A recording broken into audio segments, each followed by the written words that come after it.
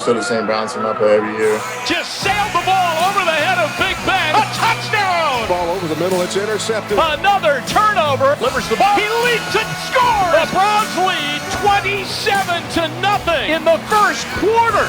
Very disappointing. I hate it for our fans. I hate it for my teammates. Intercepted by Porter Gustin. This is an amazing story. When it doesn't end the way you want it to, you're always going to feel it's your fault. I still have a year left on my contract. I hope the Steelers want me back if that's the way we go. And there'll be a lot of discussions, but now's not the time for that. It's the time for that with us, though. Look who's here. Ryan Clark, RC, good to see you. Super Bowl champ with the Steelers. I will get to you in just a moment, don't sir. Smile. Don't smile. There's nothing to smile about. You know, you and I both know there's nothing to smile about. There's nothing to smile about. I want to start with you, and I want to talk about Big Ben. How should the Steelers feel about their quarterback after last night's performance? Well, they shouldn't feel too damn good. They were 11-0, and they ended the regular season losing 4 or 5 games. And then yesterday, they lost their first playoff game, where he threw 4 interceptions, and they were down 28-0 in the first quarter. All totaled in 7 games, he's thrown 10 interceptions in the last 7 games of the season. And so I think you have to reflect on that. And then you have to look and scour the league and think about the people that are truly, truly successful. Patrick Mahomes is an exceptional quarterback, but he's also someone who's capable of using his legs to make things happen, moving the chains. You look at Lamar Jackson, that speaks for itself because of his running ability. You look at Aaron Rodgers, that speaks for itself. Drew Brees and Tom Brady would be the admirations because they're not scrambling on anybody. But you get that point. Then you have to remember how Taysom Hill looked when he was filling in for Drew Brees because of his ability to run the football. It's not so much that Ben Roethlisberger is some scrub or something. He's a 2-time Super Bowl champion. He's a future Hall of Famer. We respect him. We understand what he's brought to the game of football. And it's not like he's Peyton Manning from 2015 or so, where the skills had so clearly and flagrantly dissipated, where you had Rob Ninkovich coming on national television the other day acknowledging that as a defense in New England, we knew that Peyton Manning couldn't throw the ball 20 yards, and so we planned accordingly. That clearly is not the case with Big Ben Roethlisberger, but nevertheless, you do have to ask yourself at some point, when do you move in a different direction? Because he's not the person that Big Ben who could shrug off tacklers and extend plays the way that he used to, which, by the way, makes him a stationary target, yet a stationary target that's not nearly as accurate and precise as that of a Drew Brees. And so when I look at it from that perspective, if you're the Pittsburgh Steelers and you could get your hands on a Mac Jones out of Alabama, for example, and he can fall into your lap as the future of this franchise, I certainly would strongly consider moving on for Big Ben Roethlisberger at that particular time. And if nothing else, don't look past this next season in terms of keeping him around. I do think that his days are close to being over, the Big Ben that we knew and loved. Well, I think Roethlisberger left it all out on the field, and that's the thing. That's what he's got at this point.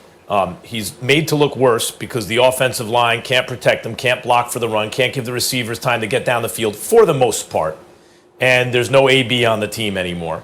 If Roethlisberger was in Brady's position, I don't think he'd be doing as well as Brady, but he'd be doing, at this point, he'd do better. If they protected him, if they could run the ball a little bit, if they had receivers everywhere you looked, I think Roethlisberger would look better than he looked. And like he gave it what he had. Nevertheless, this has been going on all season. He doesn't look good throwing the ball down the field. He had a remarkable season for a 38-year-old coming off catastrophic injury who completely changed his style of play. The question is, when you look at that guy, do you think you can win a Super Bowl with that? I don't think so. Yeah, Big Ben's decline in play is really a symptom of the major problem in Pittsburgh. And when I look at these two teams, the Cleveland Browns now are kind of what the Pittsburgh Steelers used to be, at least offensively. You know, offensively, the Pittsburgh Steelers were death row, right? They were going to be physical. They were going to bludgeon you. They were going to run the football. They were going to have a quarterback who was tough and gritty and who could make enough plays. And, you know, you felt kind of like the other side was bad boy. Now the Steelers are bad boy. The Steelers got a wide receiver dancing all in the videos and doing all those things. And it really struck me after the game when the Cleveland Browns were mocking the Pittsburgh Steelers, when Jarvis Landry and when Kareem Hunt are in the locker room, Corvette, and when Baker Mayfield is saying same old Browns, Myles Garrett saying that same thing in his post-game interview. This team isn't scaring people anymore. They aren't more physical. They aren't dominant. They aren't the big brothers of this division. And I think that falls on Ben as well. If I gave you a hat, Max and Stephen A. Molly, if I gave you a hat and I put the 4 quarterbacks in the AFC North in it, and we all had to go play a game, each of us would be praying that the quarterback we pulled wasn't Ben Roethlisberger. And that's how far he's fallen. You'd want Lamar first. You'd want Baker Mayfield first. You'd even want Joe Burrow first. And I'm talking about for a year, not for the future. You'd want them for the year. And so when you look at Ben counting $41 million against the cap next year, what this team looks like with him, it's not just about what do you do with Ben Roethlisberger? It's about what do you do with this offense? You have an aging offensive line, you don't have a number 1 back, and you have wide receivers that are sometimes unreliable. And so when you look at what the end of this season was for the Pittsburgh Steelers, yeah, it was on Ben. He didn't necessarily play well, but you knew who he was at the beginning of the season. Yet you threw the ball plus 40 times a game, 60 in the last game of the season in the playoffs. You can't do that. He can't do that. So yes, Big Ben's play has declined, but I agree with Max. If you had the right situation around him, I think he could be successful, but you don't. And in not having that, it's time to rebuild. And so it's time to find you a quarterback of the future. The problem to me is that Kevin Colbert, the GM of the Pittsburgh Steelers, hasn't found that quarterback already like we see many other teams doing. He absolutely has not, and that's a big, big problem. Make no mistake about it. But the other thing that I'd like to point out is that the Steelers, the crime that they've committed more than anything else is the loss of their identity. To not be able to run the football for 3 consecutive years is inexcusable. They have ranked 29, 30, or 31, 29, and then 32 this year. That is just horrific, and that is not the Steelers' identity. If you can't run the football, you can't take any kind of pressure off of Ben Roethlisberger whatsoever, because all you're asking him to do is carry the load even more than he was accustomed to for the first decade plus of his career. And by doing so, you know he's prone to make mistakes, which is why he's never been mentioned in the same breath as the Tom Brady. It's not because he can't have those heroic moments. It's not because he can't put up big numbers. It's because you know that with Big Ben Roethlisberger, even though he's going to do more good than bad, a mistake is inevitable. It's what he does. It's just that customarily you had a defense and you had a running game to offset the impact of those mistakes. The Steelers don't have that now, and I don't think that is ever. I think this is the first time that I've ever looked at the Pittsburgh Steelers football team and I felt like the team was soft. Like there were other teams that were significantly more physical than them. And you combine that with Juju Smith-Schuster. Well, he's young and we get it, and he's opened his mouth. But Ryan, you're a Super Bowl champion with the Steelers. That's just not something the Steelers ever did. They just went out there. They waited for you on a Thursday night or a Sunday or a Monday night, and they were like, okay, we'll see you. We heard you, and we'll see you. It's not usually them talking. They're usually responding to somebody who did some talking. And oh, by the way, that was rare because people knew better than talking smack to the Pittsburgh Steelers. But now they're the ones doing the talking, and they're the ones not backing it up.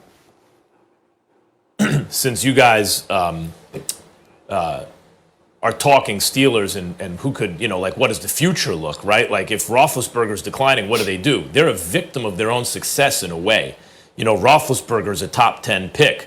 He was in a quarterback-rich class with Eli and Phillip Rivers. And when you're never below 500, and when you don't use any excuses, you just go out and compete and almost always make the playoffs, like Mike Tomlin does, you do not have good draft position to grab a quarterback. Now, by the way, just like the Patriots, they had to try to kind of hope Garoppolo could turn into something, right? Because they always have winning records.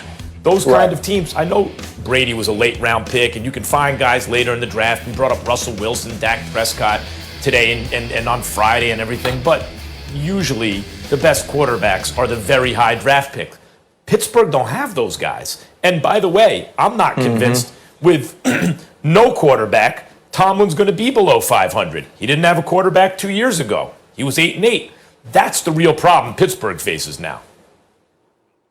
Well, there's one play last night to me that totally identifies who the Pittsburgh Steelers are now as compared to the Cleveland Browns. Even at the quarterback position, Baker Mayfield scrambles out of the pocket on the third down. He's being chased by Edmonds, right? And he's also being chased by Minka Fitzpatrick. That's the two safeties of the Pittsburgh Steelers. And that position is sacred to me. And instead of Baker Mayfield sliding, instead of Baker Mayfield getting out of bounds, he had the nerve, he had the gumption, actually he had the guts. Let me not make it like a negative. He had the guts, he had the courage to say, I'm gonna dive for the sticks and I'm gonna get it. I don't care which two safeties are chasing me. I'm a tougher player than you. I want this first down more than you wanna stop me, and I'm gonna go get it. See, I was used to seeing Ben Roethlisberger go get that. And I was used to seeing that when two safeties wearing black and gold were chasing the dude to the sideline, he either understood he better get down, he better get out of bounds, or he gonna get put to sleep. That's all changed. And the Pittsburgh Steelers have to get back to that identity of saying that if you're gonna come on this grass, you are going to have to beat me physically.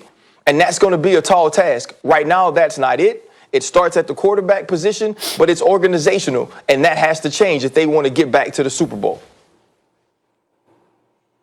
All right, fair enough. Let's keep it rolling here, fellas. I want to get into another AFC story here. So could Deshaun Watson's relationship with the Texans be official?